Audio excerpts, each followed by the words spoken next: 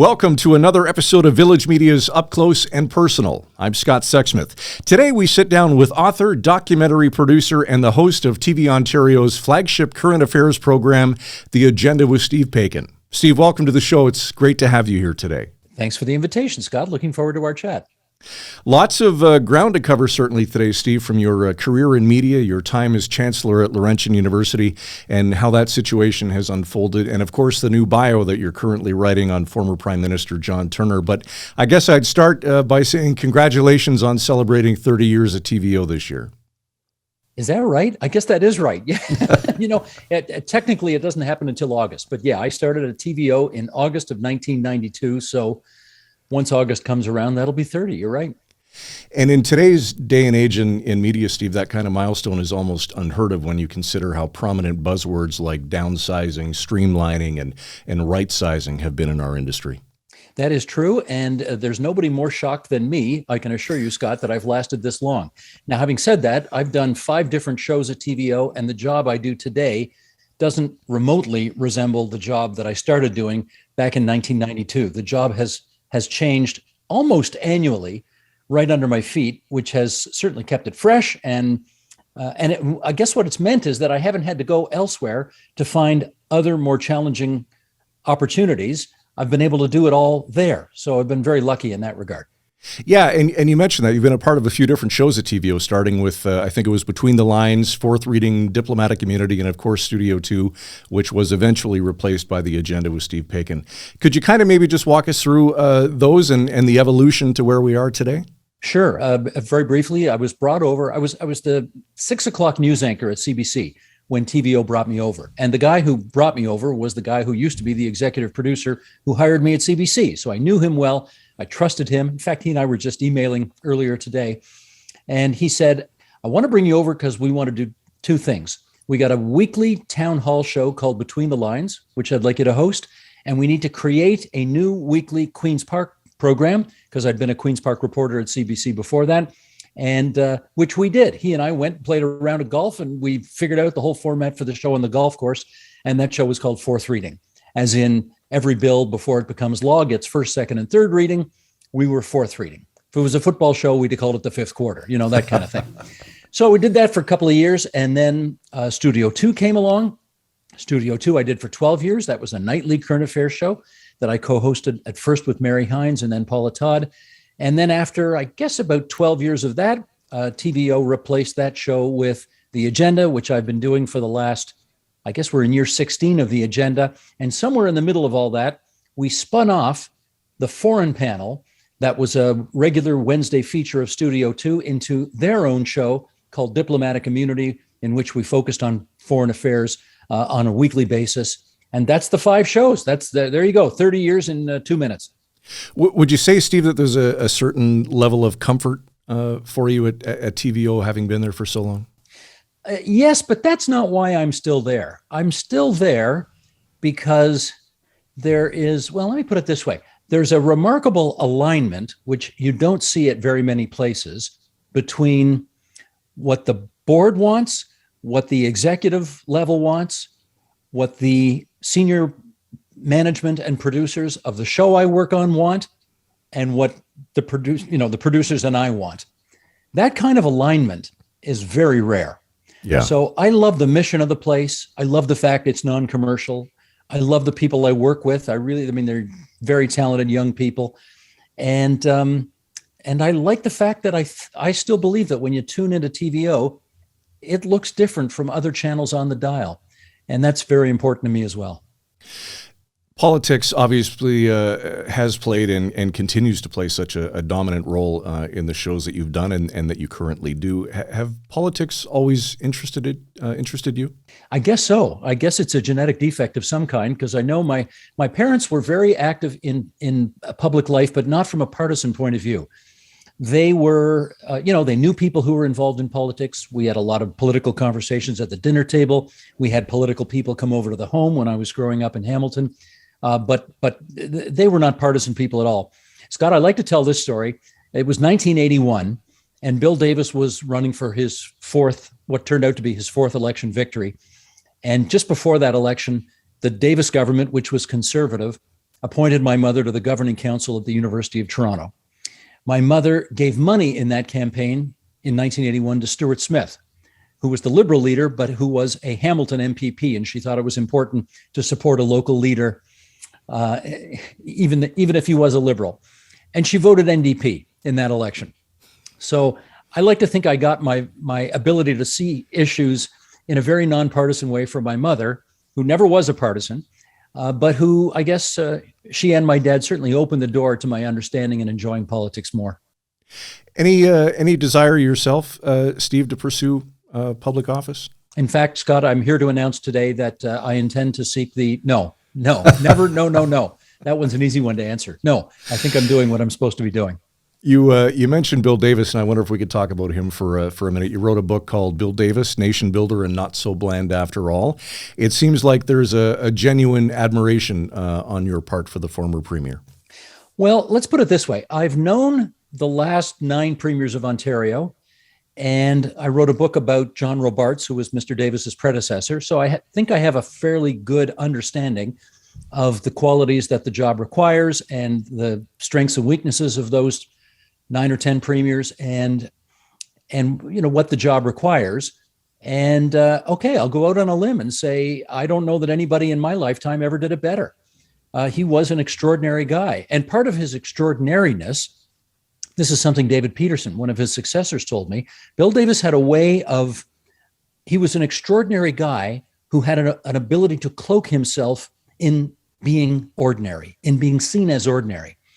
Whether you were a captain of industry or whether you were a regular everyday Ontarian, you felt comfortable with Bill Davis.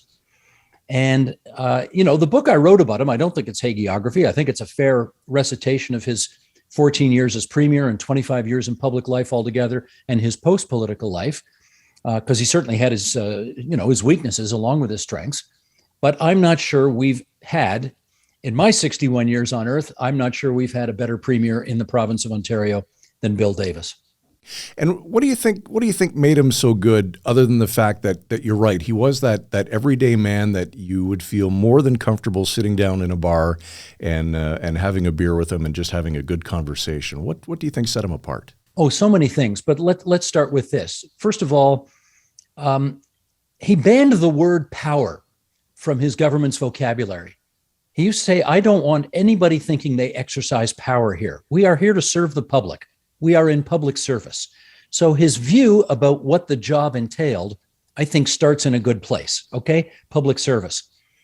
The other thing was he had an innate ability, because he was not an ideological person, Scott, he had an ability to tack left on issues, to tack right on issues, to represent the sort of mainstream, pragmatic, moderate middle of Ontario. And as a result, when I wrote that book, it's funny how many Liberals and New Democrats I talked to who liked him so much. Now, if you talk to Liberals and New Democrats about other Conservative Party leaders, they don't like them as much. But Bill Davis had a way of sort of analyzing the competing interests in our society. He had a way of figuring out where the sweet spot of compromise was and going there. And no, he didn't satisfy everybody 100% in the decisions he made, but he had an ability to find what I believe to be, more often than not, the sweet spot that people could live with. And as a result, I think we had more social cohesion back then. People did not feel as disconnected from government back then. And look, he won 4 straight elections. I mean, no one's done that in Ontario in 100 years. So clearly he had something going for him. Yeah, for sure. And certainly eliminating the word power in any government is not something that you would likely see today or ever again. Mm-hmm. You've written several books, Stephen, currently working on a biography of Canada's 17th Prime Minister, John Turner. What prompted that? How's it coming? And when can we expect to see it available? All good questions, most of the answers to which I do not know yet. Well, let me see. After Mr. Turner died, which is about a year and a half ago already, some of his colleagues approached me and they said, you knew John Turner, which I did. I covered his 1984 leadership convention in which he won the leadership of the Liberal Party. Our birthdays were 2 days apart, so we often used to go out for our birthdays and have lunch together. And I liked him. I liked him. I thought he did not have a great deal of political success after he made his comeback. He was a big superstar before that, right? He was our John Kennedy before that. but then he left to go to the private sector for a while. And when he came back in 1984, his timing was just off. This was, we'd had Pierre Trudeau for 15 years before that, and the public was just ready to get rid of the Liberals. So they approached me and they said, because you knew John Turner a certain way, we think that a book about what kind of a guy he was is something you could do. And they pointed to the Bill Davis book and said, you just wrote that kind of a book about Bill Davis. What would you think about doing one on John Turner? And their answer, and my answer was, well, somebody just wrote a biography on John Turner 10 years ago. In fact, I had the guy on the agenda to talk about that book. And then these friends of his pointed out that was a much more academic book. It focused much more on his legislative record, didn't get to the guts of John Turner, the guy, didn't talk to his family, didn't include any of his sort of post-political life. So I thought, okay, let's give this a shot. So it is written, the first draft anyway. The publisher has it. I'm waiting to hear back whether they think it's any good or whether they're going to have to throw it in the garbage and I have to start again. And with any luck, it'll be out this fall. What's that? I've never penned a book. What's that process like when you submit the first draft? Is it a back and forth? Is it a lengthy process? You hope not, but this is my 8th book, I think. And yeah, the first draft, completing the first draft does give you a false sense of how close you are to the finish line, because you're not. Right. You send the book to them and then an editor goes through it, and a lot of the stuff they recommend makes the book better. And other stuff that they recommend, you fight with them on because you don't think it makes the book better. And that's a very iterative process, as the expression goes, and you just keep going back and forth until you're done. And then it's cover design, and then it's publicity, and then it's, on and on and on. Who typically wins in those arguments when you say something and want something and they see something else? Well, let's put it this way. My track record so far is to be inclined to go along with their recommendations unless I really violently oppose. I mean, one example is I can't remember even what book this was for, but I talked about the fact that something happened in politics that was a real dirty play, and it came in like a high, tight 100-mile-an-hour fastball. And the editor said, we're on metric in Canada. You've got to call it a 135 mile an hour, a kilometer an hour fastball. And I said, well, look, I'm a baseball fan and no one says that. So I don't care if we're in the metric system. I'm not going to write, that came in like 135 kilometer an hour fastball. No one says that. It's a 100-mile-an-hour fastball. And they yielded to me on that.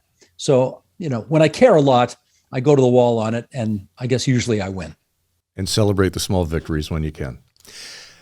You've moderated several political debates. I'm dying to know what does that environment feel like, and I'm sure you've probably got a story or two to tell about how things can get off the rails pretty quickly in that kind of a setting. Well, on the one hand, I've had the honor of moderating, I think, 7 leaders' debates. I think 3 federal and 4 provincial, or maybe the other way around. I don't even remember anymore.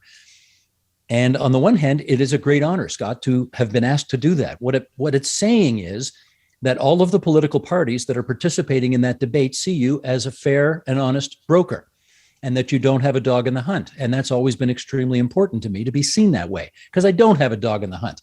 I'm a I believe, genuinely unbiased person who tries to cover events and political developments as honestly and as neutrally as I possibly can. So that's encouraging. On the other hand, it is the most nerve-wracking experience I've ever been associated with in my life. If I screw up on the agenda, the fact is 100,000 people are going to know about it. If you screw up in a leaders debate, 3 to 6 million people are going to know about it. Wow. And you don't want to screw up in a leaders debate.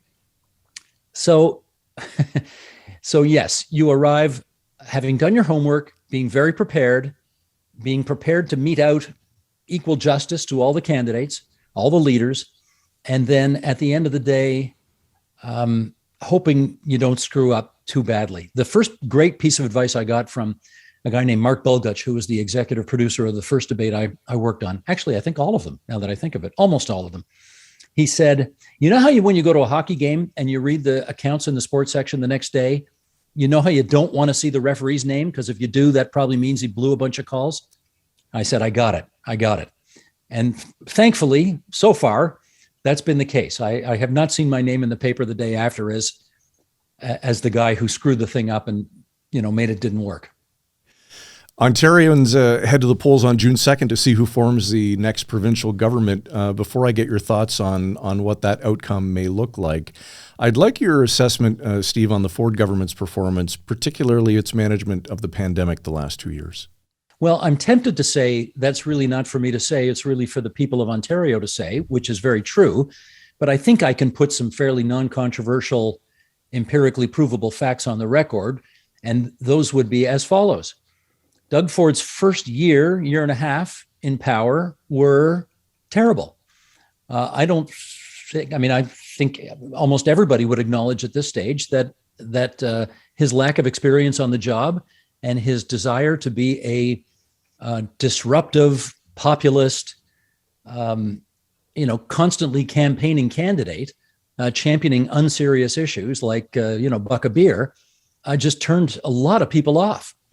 And, I want to be careful about how I say this, but the fact is the pandemic gave him a mission, and it gave him an opportunity to change the page, to change the chapter from the kind of disastrous government he had been running before that into something that was much more focused. And there's a whole bunch of reasons why that happened, which we don't have to get into here. But clearly, the most recent polls suggest that the public today is relatively content, given the choices that are out there. Now, polls are great at telling you what people thought yesterday, Scott. They don't tell you what people are going to think tomorrow. Right. And campaigns matter. So starting in May, we're going to have a campaign, and people are going to be more engaged and more focused, and we'll see where it goes after that. But for the moment, I note that the Premier's personal popularity isn't fantastic, but his party's popularity is pretty good, considering the election's less than 2 months away. Any prediction? Never. I really never do. And not because I'm chicken, but because once you make a prediction, I think you are somehow, even subconsciously, invested in the outcome of that prediction. And I want to be completely open to seeing how everything unfolds without looking at it through the prism of, is this going to help make my prediction come true or not? So no predictions ever. Let's shift gears, if we can, for a sec, to the federal level. Patrick Brown, the former leader of the provincial Conservatives and the current mayor of Brampton, is seeking the top spot with the federal Conservatives. How do you like his chances? Well, before I answer that question, let me, in the interest of full disclosure, say that my wife wrote Patrick Brown's autobiography, and she has advised him on health policy issues when he was the leader of the Ontario PC Party. So I just get that out there in the interest of full disclosure. Having said that, what I know about Patrick Brown is that he is an organizational machine. And while he certainly doesn't have the experience in politics that Pierre Poilievre or Jean Charest have, he organizes like almost nobody I've ever seen before. And by that, I mean, this was a guy who was sort of a no-name backbencher in Ottawa who decided to run for the leadership of the Ontario PC Party. And despite the fact that everybody in the caucus was against him and the establishment of the PC Party were against him, he said, well, I think maybe I'll just sign up 100,000 new members for the Ontario PC Party and see what happens. And of course, he won going away over Christine Elliott. I think this was back in whenever it was, 2015. So I don't underestimate his organizational chops. I can easily say that. Let's head north up the highway and talk about the ongoing insolvency situation at Laurentian University. You served as chancellor there from 2013 to April of 2021. Was your resignation, Steve, directly related to the financial crisis that was going on, or was it something else? I've tried really hard not to answer that question for a long time because I've not wanted to be a distraction to all of what the university has to go through right now. Here's what I can say about all that, Scott. I didn't know any of that was coming down. People may not know, but there are various kinds of chancellors. There are some chancellors who, talk daily to the presidents of their institutions. They go out and do fundraising for the institution. They lobby government for the institution. That was not me. Because I'm in journalism, I was the exact opposite. Right. I did all the ceremonial stuff for Laurentian. I presided over convocation. I presided over big events. I never lobbied government. I never raised money for them. I just, I wasn't allowed to do that kind of stuff. So when the developments at Laurentian took place, nobody was more shocked than me. I had no sense at all that it was about to happen. I had had a conversation with the president and the board chair, I don't know, 6 weeks before that announcement was made. It was all pleasantries in the meeting. There was no indication given by either one of them that anything untoward was about to happen. And so I was truly shocked when it did happen. And given everything that had happened and how out of the mix I clearly was about the whole thing, I guess I concluded there wasn't much point in hanging around, and it was too controversial at that point anyway. Remember, I'm in journalism. I think the deal with Laurentian in the first place was, as long as things stay uncontroversial, this is something we'll let you do. But once it got controversial, that was a problem. And when it did come out, Steve, did it surprise you that it was as bad as it was? Oh, for sure. I'd been affiliated. Remember, the current president of Laurentian was, if I can put it this way, my third president. I'd worked with two of them before that. And by all objective criteria that I had seen during my time there, things seemed quite successful. We had a goodly number of students going there. We had great philanthropic donations to the university happening while I was there. The place seemed to be well managed. Every time, I'll tell you what, when you're the chancellor and you give out degrees to thousands of people twice a year, unlike other universities, which sort of bring the students come up, they get their degrees, it's a handshake, it's a picture, and they're gone. At Laurentian, what I loved about convocation was we really took our time, and each student came up. I handed them their degree. The president and I would have a little conversation with them. I'd ask them, how was your experience here? It was a great focus group. I could find out how optimistic they were about their future, about the job market, about what their next moves were in life, how much they enjoyed or didn't the Laurentian experience. All of that stuff, all of those, indicators were all very positive. So yeah, I was beyond shocked when the developments took place. I guess one thought that went through the minds of parents and students and likely still does is, if this can happen at Laurentian, what's to say it couldn't happen at any university across the province of Ontario? Scott, there's nothing to say it couldn't happen. And that's the truth. I mean, the precarious nature of post-secondary education in the province of Ontario today is something that I think none of us is as on top of as we need to be. And for a bunch of reasons. Number one, the provincial allocation, and I'm not being a critic here, I'm just saying a fact. The provincial allocation to post-secondary universities is certainly not as high as some people think it ought to be. Tuition has been frozen for 3 years by the current government, which means in a world of 6 or 7% inflation, they are really falling further and further behind as they try to provide programming. They are increasingly dependent on foreign students in order to make the bottom line. I mean, Cape Breton University in the Maritimes, 50% of the student body is from out of the country. I mean, that is a very dangerous situation. I mean, it's great on the one hand. It's great that the world wants to come here and have their students be educated by our terrific post-secondary institutions. But if for whatever reason they turn the taps off, we're there with our pants down. And that's very scary. So yeah, I sure hope that what happened at Laurentian doesn't happen anywhere else. But the fact is, we really don't know. Steve Paikin from TVO's The Agenda with Steve Paikin is our guest on Up Close and Personal. Steve, you've received a number of awards and recognitions over your wonderful career. And I would have to think that the Order of Canada and being invested into the Order of Ontario has to be right up there. Well, those are clearly the most ridiculous honors I have had bestowed on me during the course of my so-called professional life, because I can remember on both occasions going to receive, being part of the ceremony, and, standing on my left is somebody who's working on the cure to cancer, and standing on my right is somebody who, runs a food bank and is helping to feed people who don't have enough food to eat. And the guy standing in the line in front of me is, working on trying to make poor kids who've been through child abuse whole again. And the woman standing behind. Anyway, you've got all these people. And I remember I remember when David Johnston, the Governor General, gave me my Order of Canada. And as I walked up to get it from him, I said to him, I have no idea why I'm here. And he looked at me and he said, I do. And that was just such a lovely thing for him to have said.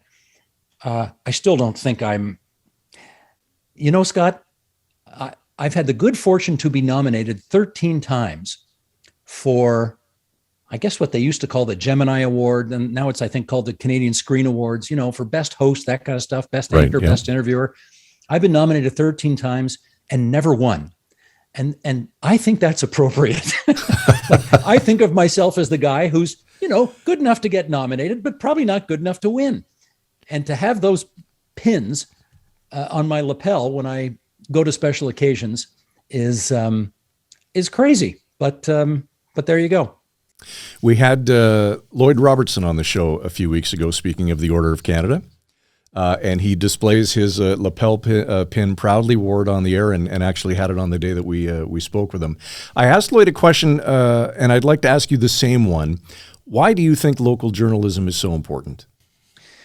Oh, this, oftentimes they say just go with the first thing that pops into your head. So the first thing that popped into my head when you asked that question is the testimony that a television producer gave to Congress in the United States, saying that the diminution of local media all over the place, mostly having to do with newspapers closing down, will no doubt, in his view, usher in the golden age of corruption at City Hall.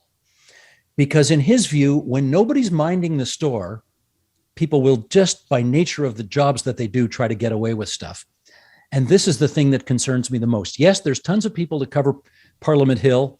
And yes, while the press gallery at Queen's Park is certainly maybe half as full, or maybe even less than that, than it used to be when I started there back in early 1980s. There have been other services that have come up to fill some of that gap. There are other digital services that have come around. And thankfully, we still have 4, I don't know how financially solvent, but thankfully they still exist, 4 major dailies in the capital city of the province of Ontario that are still covering issues there well. But newspapers have closed, and a lot of the gap has not been filled as much as digital services will try to do it. A one-person operation who has a website cannot replace 6 people who used to be at City Hall. It's just not possible. They can try, but it's not possible. And my fear is that at the level of government that is closest to the people, there is too much going on that we don't know about that's important because nobody's minding the store. So that's my answer to that question. Let's continue on in that vein and talk about the state of journalism today. It seems like people are almost losing faith, and in some instances, there almost seems to be a hatred for journalists. I'm curious as to your view on why this is happening, and is there a way for the media to fix this mistrust or fake news narrative that we keep hearing about? Well, I think we have to be honest about that, and that is the public has almost always hated journalists. I think there may have been some exceptions to the rule from time to time. Woodward and Bernstein breaking the Watergate story in 1972 was a rare shining moment where there was this sort of universal acceptance of the fact that journalism had done good, and if not universal, near universal. And I know that was highly influential in my decision to seek a career in journalism. I watched those Watergate hearings every day with my mom on TV after I came home from school. So, okay, there was that. But in the main, a lot of people don't like journalists telling them all the terrible things that are happening in the world today. And particularly if what they read, see, and hear doesn't align with their understanding of what the world ought to be like on that day. So it's not surprising to me that, journalists are held in somewhat ill repute, maybe down with, used car salesmen, politicians, et cetera, et cetera. I think what we have to do is be more humble about what we do. I think we have to understand that what we are trying to do is write the first draft of history, that we are trying to get the best, most empirically provable facts available at the time. We are not necessarily having the final word on anything, but we're making an effort to do this, and that empirically provable facts are a foundation upon which society thrives. If we all can't agree, Scott, that the sky is blue, that the water's blue, that the grass is green, if we can't agree on those simple facts, which we don't seem to be able to do nowadays, we're in deep trouble. And I mean, it's come to Canada. I think it's endemic in the United States. I'm utterly despondent at what I see in the United States. People don't care about facts anymore. They only care about, my side being right. It's all terribly tribal. We have to find a way to become more trustworthy, and a good dose of humility would go a long way. A good dose of getting the facts right would go a long way. A good dose of acknowledging when we err would go a long way. And I hope then the pendulum can swing back, because right now the pendulum is so far over in the direction of, we hate you, we don't believe anything we read. I'm only going to read stuff I agree with. I'm not interested in reading or seeing or listening to anything that I disagree with. That's a prescription for a broken democracy, and we got to get away from that. Very well said. Steve, I know you're a big sports fan, clearly a Boston Red Sox fan, wearing the colors proudly today. Hamilton Tiger Cats, Toronto Maple Leafs. I got to ask you, is this the year the Leafs do it, or how far do you think they're going to go? I'm terrified even to consider that question. I mean, as you and I sit here, I watched the Leafs last night give up a 5-1 lead, and they lost 7-6 in overtime to Florida. Mind you, the game before against Tampa Bay was pretty good. But it's funny. My oldest son is 30, and he said to me the other day, the Leafs haven't won a series in 18 years, which means the last time they did, he was 12. And so, your most formative years of really falling in love with hockey are when you're 12. So in his most formative years of following hockey, he's never seen the Leafs win a series. And he's really getting down about it, as am I, frankly. And just given what's happened over the last 18 years, I'd love to think that they're capable of winning one series at least this year. But I just don't know. So I'm sticking with my no prediction rule from politics in hockey as well. Is Austin Matthews the greatest Leaf of all time? Well, according to the record, David Keon is the greatest Leaf of all time. And if Austin Matthews hangs in there long enough, and I don't know if he will, because when he becomes a free agent, who knows if the Leafs will be able to sign him.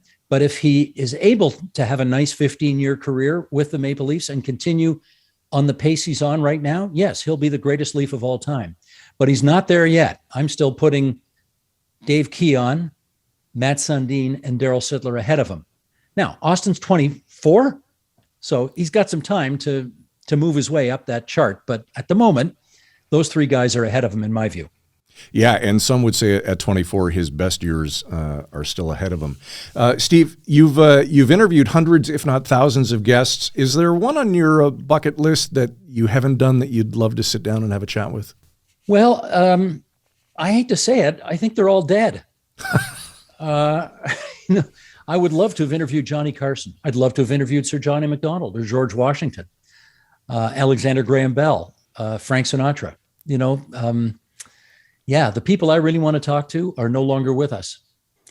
But thank God I got a chance to talk to Scott Sexsmith before, while he and I are still upright. So that's a nice thing.